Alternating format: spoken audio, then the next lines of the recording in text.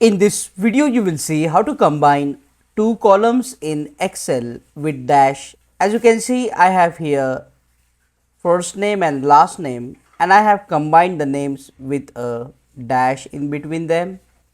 It's very easy. In the first method, just click inside the cell and then press equal to, and then click on the first cell. Type this and symbol, inverted comma, press dash and inverted comma, and then click on the next cell and press enter on your keyboard. So this is first method.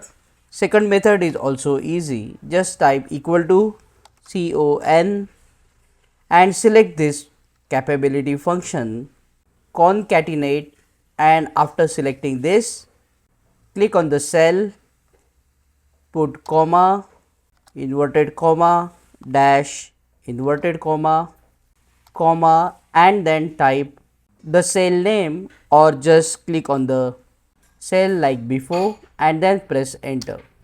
If you have multiple list of names, then you can just click on the cell and drag it down like this, and the other names will combine with a dash. Click on that like button, comment below and let me know if this video solved your problem. And don't forget to check out these useful videos if you want to learn Excel quickly. See you again in the next one.